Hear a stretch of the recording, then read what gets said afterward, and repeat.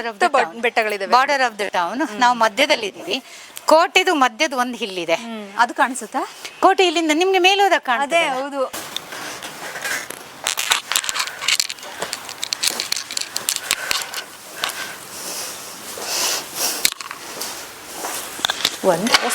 Photo ಅಲ್ಲ, ಬಂದವ್ರಿಗೆ photo session ಮಾಡ್ಲಿಕ್ಕೆ ಅವ್ರಿಗೆ ಇಷ್ಟ. ಇಲ್ಲೆಲ್ಲ ಫೋಟೋ ಸೆಷನ್ ತಗೊಳ್ತಾರೆ. ಈವ್ನಿಂಗ್ ಎಲ್ಲ ಕೂರ್ಲಿಕ್ಕೆ, ಮಕ್ಳುಗಳನ್ನ ಆಟ ಆಡ್ಸ್ಕೊಂಡಿರ್ಲಿಕ್ಕೆ ಎಲ್ಲ ತುಂಬಾ ಚೆನ್ನಾಗಿದೆ. ಯಾವುದೇ ಪೀರಿಯಡ್ ಅಲ್ಲಿ ಬನ್ನಿ, ನನ್ ರೇಟ್ ಹೈಕ್ ಆಗಲ್ಲ. ಕ್ರಿಸ್ಮಸ್ ಬನ್ನಿ, ಅಲ್ಲ ವರ್ಷಕ್ಕೆ 2 ವರ್ಷಕ್ಕೊಂದು 100-200 ರೂಪಾಯಿ ಇನ್ಕ್ರೀಸ್ ಮಾಡ್ತೀನಿ. 2000 ಇತ್ತು, ಈಗ 2000 ಸೀಸನ್ ಟೈಮಲ್ಲಿ ನೀವು ಇನ್ಕ್ರೀಸ್ ಮಾಡಲ್ಲ. ನೀವು 33 ವರ್ಷಗಳ ಹಿಂದೆ ಈ ಮನೆನ ಕಟ್ಟಿ ಆದ್ಮೇಲೆ ಒಬ್ಬ ಹೌಸ್ ವೈಫ್, ಅಂದರೆ ಬೇರೆ ಬೇರೆ ನಾನಾ ರೀತಿಯ ಕೆಲಸಗಳನ್ನ ಮಾಡ್ಕೊ ಬಂದ್ರಿ. ಮದುವೆ ಆದಮೇಲೆ ಹೌಸ್ ವೈಫ್, ತದನಂತರ ನಿಮಗೆ ಒಂದು ಕಾನ್ಸೆಪ್ಟ್ ಬರುತ್ತೆ ಹೋಮ್ ಸ್ಟೇ ಮಾಡಬೇಕು ಅಂತ. ಅದು ಕಾನ್ಸೆಪ್ಟ್ ಹುಟ್ಕೊಂಡಿದ್ದು ಹೇಗೆ ಮ್ಯಾಮ್?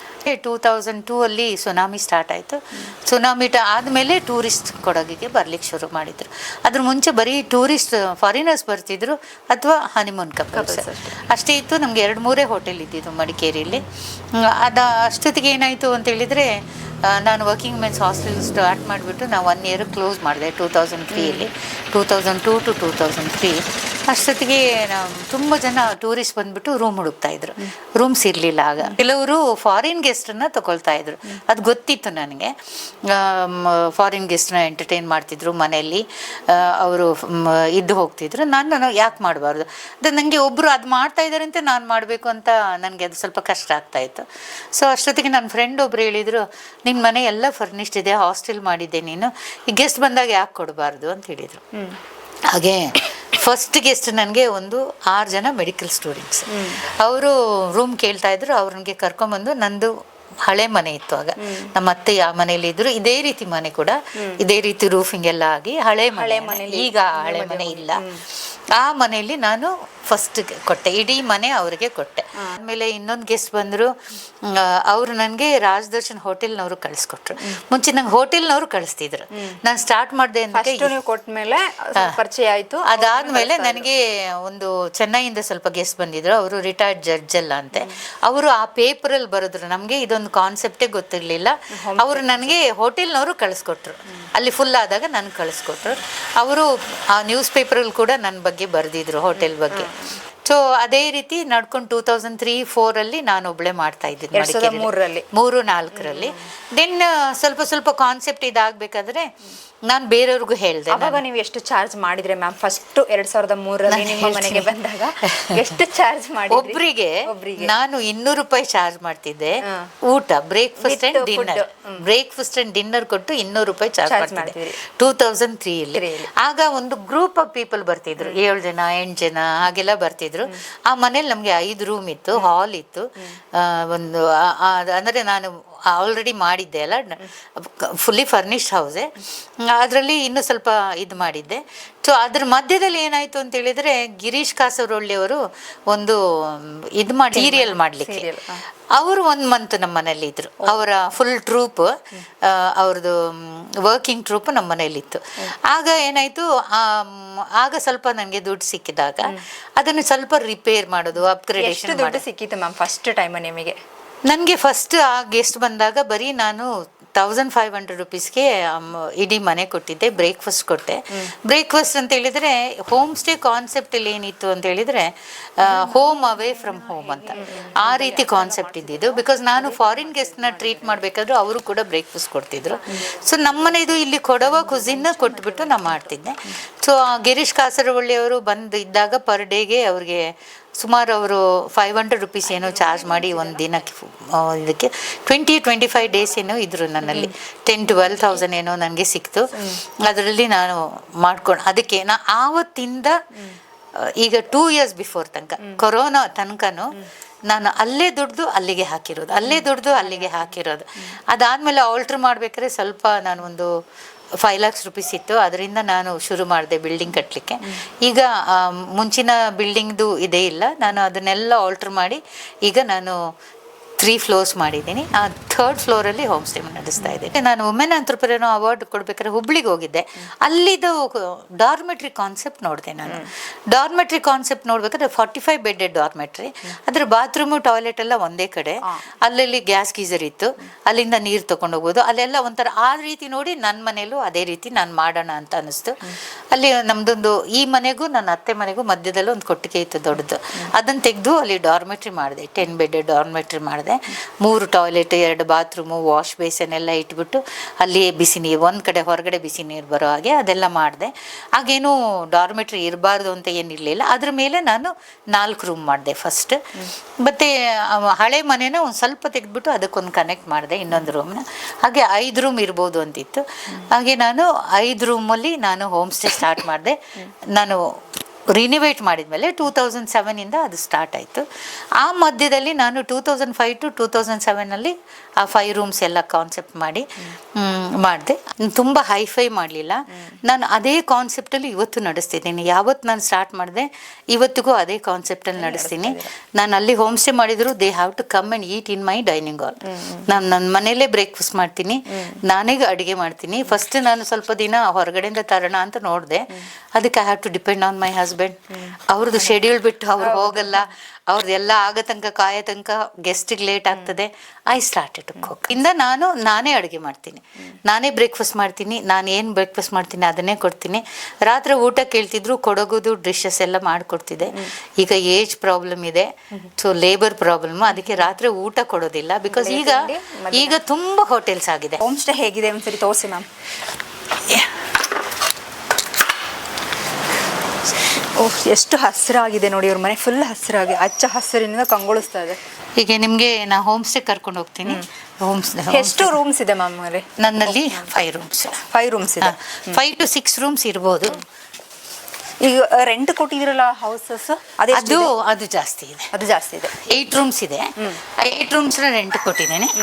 ಮತ್ತೆ ಒಂದು ಎಲ್ಲ ಡಬಲ್ ಬೆಡ್ರೂಮ್ ಇದೇ ತರ ಇರೋದ? Double bed. ಈ ಗಾರ್ಡನ್ ಅದನ್ನ ಹಾಕೊಳ್ಳಿ, ಇದೆಲ್ಲ ಬಟ್ಟೆ ಒಣಗಾಕ್ತಾರೆ. This was my sitting area ಜನರಿಗೆ. ಆದ್ರೆ ಇಲ್ಲಿಯೂ ರೂಮ್ ಮಾಡ್ಬೋದಿತ್ತು. ಮ್ಯಾಮ್ ಅವಾಗಲೇ ಹೇಳಿದ್ರಲ್ಲ ಬೆಂಕಿ ಹಾಕಿ. ಇದು ನಂದು ಹೋಮ್ ಸ್ಟೇ. ಫಸ್ಟ್ ಸ್ಟಾರ್ಟ್ ಮಾಡಬೇಕಾದ್ರೆ 5 ರೂಮ್ಸ್ ಮಾಡಿದೆ. This was my home stay. Open ಮಾಡ್ಬೋದಾ ಮ್ಯಾಮ್? ಇದು ಹಳೇದು ನಂದು. ಅಲ್ಲ, ಈಗೆಲ್ಲ ಬಾಡಿಗೆ ಕೊಟ್ಟಿದ್ದೀನಮ್ಮ. ಇದನ್ನ ಬಾಡಿಗೆ ಕೊಟ್ಟಿದ್ದೀರಾ? ಇದೆಲ್ಲ ಬಾಡಿಗೆ ಕೊಟ್ಟಿದ್ದೀನಿ ನಾನು. This was my home stay. ಖಾಲಿ ಇಲ್ಲ ಇವಾಗ? ಯಾವುದು ಖಾಲಿ ಇಲ್ಲ. This was my home stay. ಆಯ್ತಾ? ಅವಾಗ ಇದು ಹೋಮ್ ಸ್ಟೇ ಆಗಿತ್ತು. ಇವಾಗ ಇದನ್ನ ರೆಂಟ್ 2003 ಆ ಮನೆಯಲ್ಲಿ ಹೋಮ್ ಸ್ಟೇ ಮಾಡಿದೆ. ನಂದು ಹಳೆ ಮನೆ ಅಲ್ಲಿತ್ತು. ಆದ್ರೆ ಆ ಮನೆ ರಿನಿವೇಟ್ ಆಗಿದೆ. ಈಗ ಈ ಮನೆ ರಿನಿವೇಟ್ ಆಗಿದೆ. ಇದು ನಂದು ಕೆಳಗಡೆ ಮನೆ ಉಂಟಲ್ಲ, ಅದೇ ರೀತಿ ಮನೆ ಇತ್ತು. ಇದು ಮಾಡಿ ಗಾರ್ಡನ್ ಎಲ್ಲ ನೋಡ್ಲಿಕ್ಕೆನೆ ಎಷ್ಟೊಂದು ಖುಷಿ ಆಗುತ್ತೆ ನೋಡಿ. ಈಗ ಜಾಸ್ತಿ ವಾಕ್ ಮಾಡ್ಲಿಕ್ಕೆ ಈಗ ಜಾಸ್ತಿ ಹೂ ಇಲ್ಲ, ಯಾಕೆಂದ್ರೆ ರೈನಿ ಸೀಸನ್. ಸ್ವಲ್ಪ ಹೂ ಯಾವಾಗ್ಲೂ ಹೆಣ್ಮಕ್ಳಿಗೆ ಒಂದು ಫೋಟೋ ತಗೊಳ್ಳಲ್ಲ, ಬಂದವ್ರಿಗೆ ಫೋಟೋ ಸೆಷನ್ ಮಾಡ್ಲಿಕ್ಕೆ ಅವ್ರಿಗೆ ಇಷ್ಟ. ಇಲ್ಲೆಲ್ಲ ಫೋಟೋ ಸೆಷನ್ ತಗೊಳ್ತಾರೆ. ಈವ್ನಿಂಗ್ ಎಲ್ಲ ಕೂರ್ಲಿಕ್ಕೆ, ಮಕ್ಳುಗಳನ್ನ ಆಟ ಆಡ್ಸ್ಕೊಂಡಿರ್ಲಿಕ್ಕೆ ಎಲ್ಲ ತುಂಬಾ ಚೆನ್ನಾಗಿದೆ. ನಾನು ಅಲ್ಲಿ ಯಾಕೆ ನಾನು ಶಿಫ್ಟ್ ಮಾಡಿದೆ ಅಂದ್ರೆ, ನನ್ಗೆ ರೆಂಟೆಡ್ ಜನನು ಇದ್ದಾಗ ಅವ್ರು ಸ್ವಲ್ಪ ಮಿಕ್ಸ್ ಆಗ್ತಿತ್ತು. ಪ್ರೈವಸಿ ಕಮ್ಮಿ ಆಗ್ತದೆ ಅವ್ರಿಗೆ ಅಂತ ಹೇಳಿ ಮೇಲ್ಗಡೆ ನಾನು ಲೀಕೇಜ್ ಸ್ಟಾರ್ಟ್ ಆದಾಗ ರೂಫ್ ಮಾಡಿದೆ. ರೂಫ್ ಮಾಡಿದಾಗ ಹೇಳ್ತಾರೆ, ಮೋಂತಿ ನಿನ್ ಮನೆ ಕ್ಯಾಸಲ್ ರೀತಿ ಮಾಡಿದೀಯಾ ಅಂತ. But it has A models ಎಲ್ಲ ಮಾಡಿದ್ದೀನಿ. ಗ್ರೀನ್ ಕಲರ್ ಪೇಂಟ್ ಮಾಡಿದ್ದೀನಿ. ನಿಮ್ದೇ ಕಾನ್ಸೆಪ್ಟ್ ಮ್ಯಾಮ್ ಇದು? ಎವ್ರಿಥಿಂಗ್. ಈ ಮನೆಯಲ್ಲಿ ನಾನು ಮಾಡ್ಬೇಕಾದ್ರೆ ಒಂದು ಇಟ್ಟಿಗೆ ಕೂಡ ನಾನು ಒಂದ್ಸತಿ ಇಟ್ಟಿದ್ದನ್ನು ತೆಗ್ದಿಲ್ಲ. ಮತ್ತೆ ಹೀಗೆ ಇರಬೇಕು ಅಂತ. ಮತ್ತೆ ನನಗೆ 2 ಕಡೆಯಿಂದ ಎಂಟ್ರೆನ್ಸ್ ಬೇಕು ಅಂತ. ಏನಾದ್ರೂ ಹೆಚ್ಚು ಕಡಿಮೆ ಆಯ್ತು, ಈ ಕಡೆ ಆದ್ರೂ ಬರ್ಬೋದು, ಯಾವ ಕಡೆಯಿಂದ ಬೇಕಾದ್ರೂ ಓಡೋಗ್ಬೋದು. Because we have a 2 staircase for every floor. 2 staircase ಇದೆ. ಎವ್ರಿ ಫ್ಲೋರ್ಗೂ ಎಂಟ್ರೆನ್ಸ್ ಹೊರಗಡೆಯಿಂದ ಇದೆ. ಈ ಕಡೆಯಿಂದನೂ ಎಂಟ್ರೆನ್ಸ್ ಇದೆ, ಆ ಕಡೆಯಿಂದನೂ ಎಂಟ್ರೆನ್ಸ್ ಇದೆ. ಸೊ ಇದು ನನ್ನೊಂದು ಕಾನ್ಸೆಪ್ಟ್. ಸೊ ಹಾಗೆ ಮಾಡಿಕೊಂಡು ಇದನ್ನ ಪ್ಲಾನ್ ಮಾಡಿ ಇಲ್ಲ, ದಟ್ಸ್ ಪ್ಲಾನಿಂಗ್ ಚೆನ್ನಾಗಿದೆ. ಮತ್ತೆ ಇವಾಗ ನನಗೆ ಅದೇ ಲಾಸ್ಟಲ್ಲಿ ಒಟ್ಟು ನೀವು ಹೋಮ್ ಸ್ಟೇಗೆ ಅಂತಾನೆ ಹೇಗೆ ಈಗ ಶುರು ಮಾಡಿದ್ದು, ನೀವು ಕಷ್ಟದಲ್ಲೇ ಶುರು ಮಾಡಿರ್ತೀರಾ, ಅರ್ನಿಂಗ್ ಹೇಗೆ ಮಾಡ್ಕೊಂಡ್ರೆ ಮ್ಯಾಮ್? ಈಗ ಹೇಳಿದ್ರೆ ಅದನ್ನ ಹೇಳ್ತೀನಿ ನಾನು. ಏನಂತ ಹೇಳಿದ್ರೆ, ಈಗ ನಾನು ಹೋಮ್ ಸ್ಟೇ ಮಾಡಿದ್ನಲ್ಲ, ಸೊ ಈ ಫ್ಲೋರ್ ಇದಾದ್ಮೇಲೆ ಸ್ವಲ್ಪ ದುಡ್ದು ಅಪ್ಗ್ರೇಡೇಷನ್ ಮಾಡಿದೆ. ಅಪ್ಗ್ರೇಡೇಷನ್ ಮಾಡಿ ಆದಮೇಲೆ DIC ಇಂದ ಒಂದು ಲೋನ್ ತಗೊಂಡೆ 10 lakhsಗೆ. ಎಷ್ಟು 10 lakhsಗೆ ಹೋಮ್ ಸ್ಟೇ ಕಾನ್ಸೆಪ್ಟ್ 2007 ಅಲ್ಲಿ 10 lakhs ಲೋನ್ ತಗೊಂಡೆ. Every month I have to pay 18,000. ಅದಕ್ಕೆ ಸಬ್ಸಿಡಿ ಬಂದಿದೆ, ಅದು ಒಂದು ಹಿಸ್ಟ್ರಿನೇ. ಆ ಸಬ್ಸಿಡಿ ಇನ್ನೂ ನಮಗೆ ಸಿಕ್ಕಿಲ್ಲ, ಅದು ಅಲ್ಲೇ ಪೆಂಡಿಂಗ್ ಅಲ್ಲಿ ಇದೆ. ಯಾಕೆಂತ ಹೇಳಿದ್ರೆ ನಬಾರ್ಡ್ ಅವ್ರು ಹೇಳಿದ್ರು home stay doesn't come under commercial concept ಬರ್ಲಿಕ್ಕೆ ಆಗಲ್ಲ ಅಂತ. ಬಟ್ ಅದನ್ನ ಹಾಗೆ ಪೆಂಡಿಂಗ್ ಅಲ್ಲಿ ಇಟ್ಟಿದ್ದಾರೆ, ಇವತ್ತಿಗೂ ಅಲ್ಲೇ ಇದೆ ಅದು. ಆಯ್ತಾ, ಅದು 10 lakhs ತಗೊಂಡ್ಬಿಟ್ಟು 10 lakhs ಎಲ್ಲ ಕಟ್ಬಿಟ್ಟೆ. ಅದಾದ್ಮೇಲೆ ಒಂದು ಪುನಃ 10 lakhs ಲೋನ್ ತಗೊಂಡೆ ಈ ಫ್ಲೋರ್ ಮಾಡ್ಬೇಕಾದ್ರೆ. ಮಾಡಿಬಿಟ್ಟು ಮತ್ತೆ ನಾನು ಏನ್ ಇದ್ರಲ್ಲಿ ದುಡ್ದಿದ್ದೀನಿ ಅದೇ ಹಾಕಿ ಅದನ್ನೇ ಹಾಕಿ. ಎಷ್ಟು ದುಡ್ದಿದ್ದೀರಾ ಈ ಮನೇಲಿ ನಿಮ್ಗೆ ಈ ಬಿಲ್ಡಿಂಗ್ ನೋಡಿ ಇದಕ್ಕೆ ಎಷ್ಟು ಖರ್ಚಾಗಿರ್ಬೋದು ಅಂತ. ಸೊ ನಾನು ದುಡ್ದಿರೋದು ನನಗೆ ಲೆಕ್ಕ ಇಲ್ಲ. ನಾನು ಏನ್ ದುಡ್ದಿದ್ದೀನಿ ಪ್ರತಿ ಒಂದು ಸಾಮಾನು ಕೂಡ ಬೇರೆ ದುಡ್ಡಿಂದ ತೆಗ್ದಿಲ್ಲ. 2005 ಆನ್ವರ್ಡ್ಸ್ ಐ ಸ್ಟಾರ್ಟೆಡ್ ದಿಸ್. ಎಷ್ಟು ಆಗಿರ್ಬೋದು ಮ್ಯಾಮ್ ಅಂದಾಜು? ಲೆಕ್ಕ ಇಟ್ಟಿಲ್ಲ ನೀವು? ಲೆಕ್ಕ ಇಟ್ಟಿಲ್ಲ ಹಾಗೆ ದುಡ್ದಿದ್ದೀರ ಅಂತನೂ ಲೆಕ್ಕ ಇಟ್ಟಿಲ್ಲ ನೀವು? ಎಲ್ಲ ಯಾರಾದ್ರೂ ಕೇಳ್ತಾರೆ, ಯಾರೇ ಬಂದ್ರು ಕೂಡ ನನ್ನ ಬುಕ್ಕಲ್ಲಿ ಎಂಟ್ರಿ ಮಾಡಿಸ್ತೀನಿ. ಇದು ಶುರುವಾಗಿ 2003 ಅಂದ್ರೆ 23 ವರ್ಷ. ಇಲ್ಲಿ ನಾನು ಈ ಡಿಸೆಂಬರ್ಗೆ 3 ವರ್ಷ ಆಗ್ತದೆ. This is my home stay. ಮಾಮು ಅಂದ್ರೆ ಅದರಿಂದನೇ ಖರ್ಚು ಆದಾಯ ಬಂದಿದೆ, ಅದನ್ನೇ ಇದಕ್ಕೆ ಇನ್ವೆಸ್ಟ್ ಮಾಡಿದ್ದಾರೆ. ಹಾಗಾಗಿ ಎಲ್ಲೂ ನಾನು ಅದನ್ನ ಬರೆದಿಟ್ಕೊಂಡಿಲ್ಲ ಇಷ್ಟೇ ಖರ್ಚು ಮಾಡಿದೀನಿ ಅಂತ. ಅದ್ರ ಜೊತೆಗೆ ಇಲ್ಲೆಲ್ಲ ರೂಮ್ಸ್ ಇದೆ.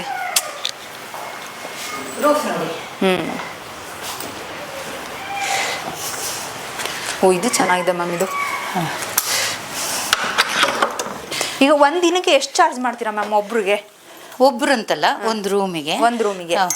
ಒಂದು ರೂಮಲ್ಲಿ ಇಬ್ರು ಇರ್ಬೋದು, ಫ್ಯಾಮಿಲಿ ಇರ್ಬೋದಲ್ಲ? 2 ಜನ ಈ ರೂಮಲ್ಲಿ 3 ಜನನೂ ಇರ್ಬೋದು.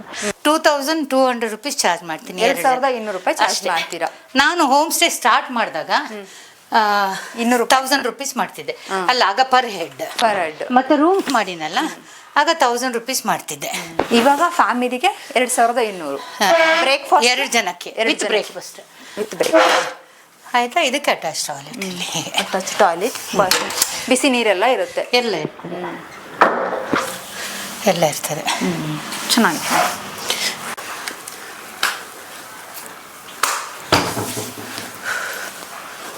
ಅಂದರೆ ಮ್ಯಾಮ್ ಅವ್ರ ಮನೇನ ಹೇಗೆ ಹುಡ್ಡಲ್ಲಿ ಅಟ್ಟೆಲ್ಲ ಮಾಡಿಸಿದಾರೋ ಅದೇ ಥರ ಮಾಡಿದ್ದಾರೆ. ಫ್ಯಾನ್ ಇದೆ, ಒಂದು ಗಾಡ್ರೇಜು, ಒಂದು ಮಂಚ ಮತ್ತು ಒಂದು ಕಾಟು. 5 ರೂಮ್ಸ್ ಇದೆ ಅಲ್ಲ? 5 ರೂಮ್ ಇದೆ. ಇಲ್ಲೊಂದು ಬಾಲ್ಕನಿ ಇದೆ. ಈ ಕಡೆನೂ ಗಾರ್ಡನ್ ಇದೆ, ಆ ಕಡೆನೂ ಸ್ವಲ್ಪ ಗಾರ್ಡನ್ ಇದೆ. ಆಮೇಲೆ ತುಂಬ ಏನು ಗೊತ್ತಾ, ತುಂಬ ಕೂಲಾಗಿದೆ. ಸೊ ಇಲ್ಲೊಂದು ರೂಮ್ ಇದೆ, 5 ರೂಮ್ಸ್ ಇದೆ.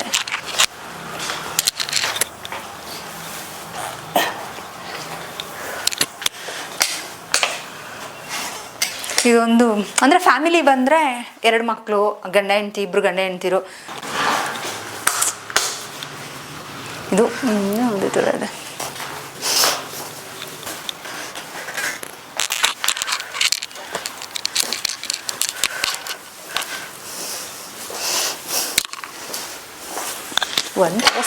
ಮೇಲೆ ಒಂದು 5 ರೂಮ್ಸ್ ಇದ್ದಾವೆ. ಇಲ್ಲಿ ಬಂದರೂ ಇರ್ಬೋದು. ಮ್ಯಾಮ್ ಹೇಳಿದ್ರು 2200 ರೂಪಾಯಿ ಚಾರ್ಜ್ ಮಾಡ್ತೀವಿ ಫ್ಯಾಮಿಲಿಗೆ ಅಂತ. ಇಲ್ಲಿ ಬಂದರೆ ಈ ಕಡೆ ನೋಡಿ ಕಿಚನ್ ಇದೆ, ಅಂದರೆ ಬೇಕಿದ್ರೆ ಅವರು ಅಡುಗೆ ಕೂಡ ಮಾಡ್ಕೋಬೋದು. ಕಿಚನ್ ಇದೆ, ಡೈನಿಂಗ್ ಟೇಬಲ್ ಎಲ್ಲ ಇದೆ. ಆರಾಮಾಗಿ ಒಂದು ಫ್ಯಾಮಿಲಿ ಬಂದರೆ ಇದ್ದು ಒಂದು ಫ್ಯಾಮಿಲಿ ಬ್ರದರ್ ಆ್ಯಂಡ್ ಸಿಸ್ಟರ್ಸ್ ಅವ್ರದ್ದು ಗೆಟ್ ಟುಗೆದರ್ ಎಲ್ಲ ಇಲ್ಲಿ ಮಾಡ್ತಾರೆ. ಹೌದಾ? ಸತಿ 4-5 ಫ್ಯಾಮಿಲಿ ಒಟ್ಟಿಗೆ ಬರ್ತದೆ. ಚೆನ್ನಾಗಿದೆ. ಆ ಥರ ಬಂದಾಗ ಆರಾಮ್ಸೆ ಇಲ್ಲಿದ್ದು ಮತ್ತೆ ಬಾಲ್ಕನಿ, ಇಲ್ಲಿಂದ ಒಂದು ಬಾಲ್ಕನಿ ನಿಮಗೆ ಎಲ್ಲ ವ್ಯೂ ಕಾಣ್ತದೆ. ಇಲ್ಲಿಂದ ಆದರೆ ನಮ್ಮ ಇಡೀ ಮಡಿಕೇರಿ ಎಲ್ಲ ಕಾಣಿಸುತ್ತೆ. ಹೀಗಾಗಿ ಬಾಲ್ಕನಿ ಎಲ್ಲ ಇದೆ. ಈವ್ನಿಂಗ್ ಎಲ್ಲ ಇಲ್ಲಿ ಚಂದ ವಾಕ್ ಮಾಡೋಕ್ಕೆಲ್ಲ ತುಂಬ ಚೆನ್ನಾಗಿದೆ. ಮತ್ತು ನೋಡಿ ಇಲ್ಲಿ ಎಲ್ಲ ಸುತ್ತ ಎಲ್ಲ ಬೆಟ್ಟ ಕಾಣಿಸುತ್ತೆ, ಅಲ್ಲಿ ಮಂಜು ಕೌದಿರುತ್ತೆ.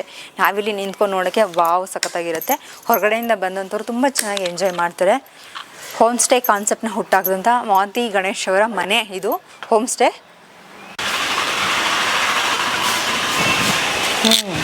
ಇಲ್ಲಿ ಎಷ್ಟು ಚಂದ ಗಾಳಿ ಬೀಸ್ತಿದೆ ಮ್ಯಾಮ್. ವಾವ್, ಅಲ್ಲಿ ನೋಡಿ ಇಲ್ಲಿ ದೂರದೆಲ್ಲ ಎಷ್ಟು ಚಂದ ಬೆಟ್ಟ ಕಾಣಿಸ್ತಾ ಇದ್ದೇವೆ. ಆ ಮಂಜು ಕೌದಿರುತ್ತೆ. ಸಂಜೆ ಇಲ್ಲಿ ಕುತ್ಕೊಂಡಿದ್ರೆ ಅಲ್ಲಿ ರಾಯಶೆಟ್ಟು ರೋಡು, ಈ ಕಡೆ ಸುತ್ತ ನೋಡಿ ಬೆಟ್ಟ, ಅಲ್ಲಿ ಮಂಜು ಕೌದಿರುತ್ತೆ. ಈವ್ನಿಂಗ್ ಮಾರ್ನಿಂಗು ಎಲ್ಲ ಸಖತ್ತಾಗಿರುತ್ತೆ.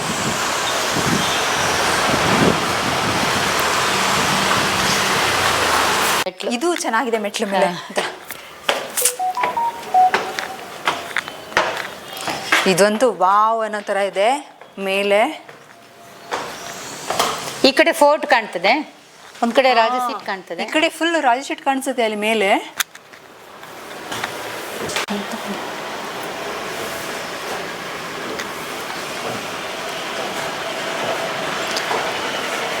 ಮಂಗ್ಳು ಬರ್ತೈತೆ ಸೂಪರ್ ಆಗಿದೆ. ಯಾವ ಡೂಪ್ಲೆಕ್ಸ್ ಮನೆನೋ ಬೇಡಪ್ಪ, ಈ ಥರ ಎಷ್ಟು ಹುಡ್ಡಲ್ಲಿ ನೋಡಿ ಎಷ್ಟು ಚೆನ್ನಾಗಿದೆ ಅಂತ. ಸಖತ್ತಾಗಿದೆ. ಇಲ್ಲಿ ನಿಂತ್ಕೊಂಡು ನೋಡಿದ್ರೆ ಈ ಕಡೆ ರಾಶೀಟ್ ಕಾಣಿಸುತ್ತೆ, ರಾಶೀಟ್ ಕಾಣಿಸುತ್ತೆ ಇಲ್ಲಿ ಫುಲ್. ಅಲ್ಲಿ ಇಂದ ಬೆಟ್ಟಗಳು, ಅಲ್ಲಿ ನೋಡಿ ವೆಹಿಕಲ್ಸ್ ಹೋಗ್ತಾ ಇದೆಯಲ್ಲ ಅಲ್ಲಿ.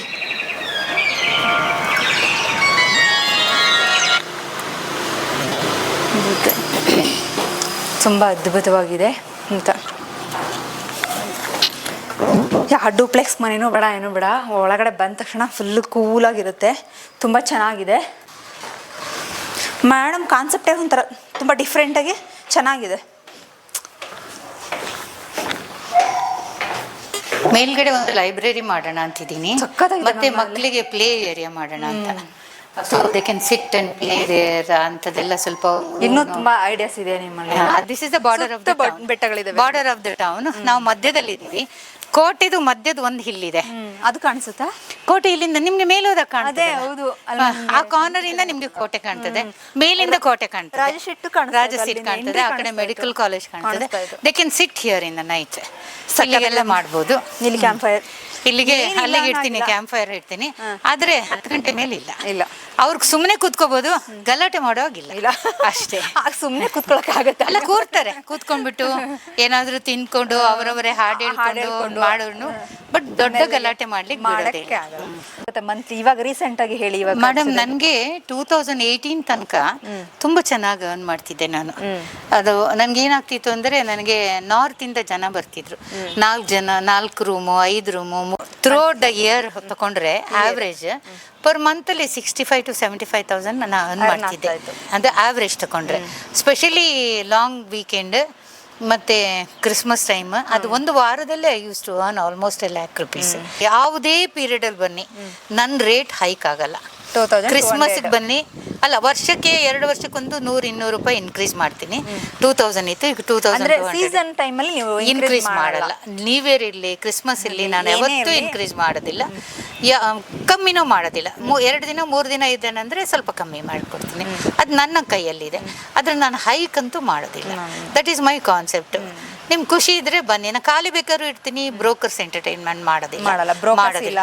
ಮೊಟ್ಟ ಮೊದಲ ಬಾರಿಗೆ ನಮ್ಮ ಕೊಡಗಲಿ ಹೋಮ್ ಸ್ಟೇನ ಶುರು ಮಾಡಿ 2003ರಿಂದ 2026 ಅಂದರೆ ಬರೋಬ್ಬರಿ 23 ವರ್ಷದಿಂದ ಬೇರೆ ಬೇರೆ ನಾನಾ ರೀತಿಯ ಕೆಲಸಗಳನ್ನ ಮಾಡಿ ಇರುವಂತಹ ಮೋಂತಿ ಗಣೇಶ್ ಅವರ ಇಷ್ಟು ಸಾಧನೆಯನ್ನು ನೀವು ನೋಡ್ಕೊ ಬಂದಿದ್ದೀರಾ. ನಿಮ್ಗೆ ಏನಾದರೂ ಹೋಮ್ ಸ್ಟೇ ಬೇಕು ಅಂತಂತಂದರೆ ಮ್ಯಾಮ್ದು ಫೋನ್ ನಂಬರನ್ನು ನಾನು ಹಾಕಿರ್ತೀನಿ ನನ್ನ ಸ್ಕ್ರೀನಲ್ಲಿ. ಫೋನ್ ಮಾಡಿ, ಮತ್ತು ಆನ್ಲೈನಲ್ಲೂ ಕೂಡ ಅವರ ಬುಕ್ಕಿಂಗ್ ಇದೆ, ನೀವು ಬುಕ್ ಮಾಡ್ಕೋಬೋದು ಅಂತ ಹೇಳ್ತಾ, ಇದು ಎಷ್ಟೋ ಹೆಣ್ಣು ಮಕ್ಕಳಿಗೆ ಒಂದು ಪ್ರೇರಣೆ. ಮನೇಲಿ ಕೂತ್ಕೊಂಡು ಏನಪ್ಪ ಮಾಡೋದು ಅಂತಂದಾಗ ಏನಾದರೂ ಒಂದು ಹಲವಾರು ಮ್ಯಾಮ್ ಹೇಳಿದ್ರು, ಅದನ್ನೆಲ್ಲ ನೀವು ಮಾಡ್ಬೋದು. ಮ್ಯಾಮ್, ಇದುವರೆಗೆ ನಮ್ಮ ಜೊತೆ ನೀವು ಸಾಕಷ್ಟು ವಿಚಾರಗಳನ್ನ ಹಂಚ್ಕೊಂಡಿದ್ದೀರಾ. ಪ್ರತಿಯೊಂದು ಕೆಲಸವನ್ನು ಕೂಡ ಹೆಣ್ಮಕ್ಳು ಯಾರು ಸುಮ್ಮನೆ ಗಂಡರ ಅರ್ನಿಂಗ್ನ ನಂಬ್ಕೊಂಡು ಕೂತ್ಕೊಳ್ಳೋಕ್ಕಿಂತ ನಾವು ದುಡಿಬೇಕು ಅಂತ. Thank you so much. Thank you ma'am. ನಿಮಗೆ ಇದಿಷ್ಟು ಮೋಂತಿ ಗಣೇಶ್ ಮೇಡಮ್ ಅವರ ವಿಡಿಯೋ. ಈ ವಿಡಿಯೋ ನಿಮಗೆ ಇಷ್ಟ ಆಗಿದೆ ಅಂತ ಹೇಳ್ತಾ ಇದನ್ನ ಇಲ್ಲಿಗೆ ಮುಗಿಸ್ತಾ ಇದ್ದೀನಿ. ಮತ್ತೊಂದು ವಿಶೇಷ ವಿಡಿಯೋಗೆ ಮತ್ತೆ ಭೇಟಿಯಾಗೋಣ. ದಯವಿಟ್ಟು ಕಥಾಹಂದರ ಯೂಟ್ಯೂಬ್ ಚಾನಲ್ನ ಸಬ್ಸ್ಕ್ರೈಬ್ ಮಾಡಿ, ಲೈಕ್ ಮಾಡಿ, ನಿಮ್ಮ ಅನಿಸಿಕೆನ ಕಮೆಂಟ್ ಮಾಡಿ ತಿಳಿಸಿ. ಧನ್ಯವಾದಗಳು.